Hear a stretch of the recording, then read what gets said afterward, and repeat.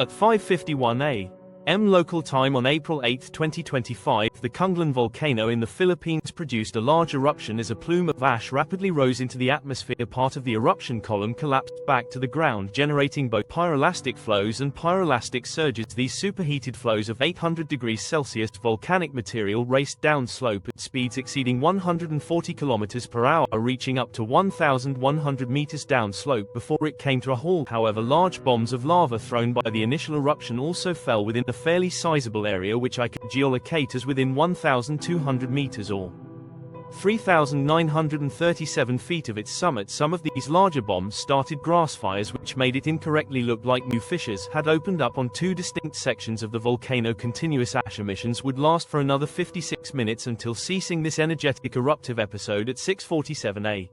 local time. By then the volcanic eruption ash plume had rose to a maximum elevation of approximately 76 meters or 22,000 feet. This caused an aviation warning to be sent out via a volcanic ash advisory, and over the next few hours very light ashfall fell on multiple areas to the west within 25 kilometers of its summit. Additionally, what were described as sulfurous fumes, which in my interpretation probably denotes detectable but probably not truly harmful levels of sulfur dioxide and or hydrogen sulfide gas, were noted by the populace in 5 regional towns. Before I discuss what might happen next, I want to note something interesting. It can sometimes be difficult to determine by video alone pyroclastic flows and surges. A pyroclastic surge versus a pyroclastic flow during a volcanic eruption. As a quick reference, pyroclastic flows are a fast-moving current of hot gas and volcanic matter that flows along the ground away from a volcanic vent at speeds often exceeding 100, sometimes 200 km per hour. Pyroclastic flows often occur alongside pyroclastic surges, which are more gas-rich, lighter and farther traveling counterparts. People have been asking me to clarify how to distinguish the two via imagery or video for a few months, and finally this latest Kanlaon eruption provides us a perfect example to do this with the limited pyroclastic density. Currents in today's eruption were largely created by collapse of the eruption column by material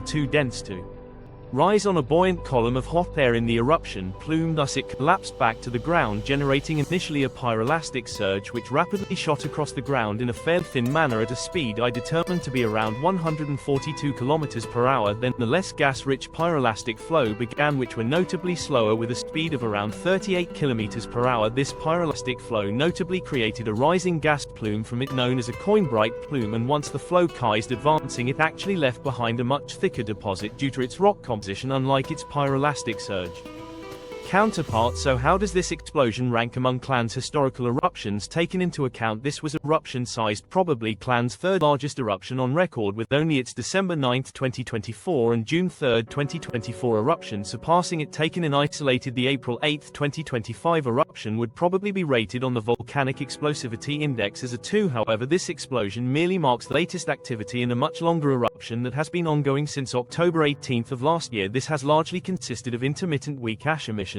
but on occasion has generated larger explosions. After all, since 1900, Kanlaon has produced more distinct eruptions than any other volcanoes in the Philippines. However, what is noteworthy is that today's eruption had a magmatic component to it, with only 4 of the volcano's 28 eruptions since 1900 having a magmatic component. This means that once again, while quite unlikely, there is a risk that a larger magmatic eruption could soon follow. As a result, a 6 km exclusion zone is in effect exclusion zone in all sectors surrounding the Kanlaon volcano. However, in my opinion, the resumption of minor intermittent ash emissions at the Kanlaon volcano seems like the most likely outcome across the next few days to weeks. As a final note, I would like to thank my new YouTube channel member Kiara Pendragon for supporting my work.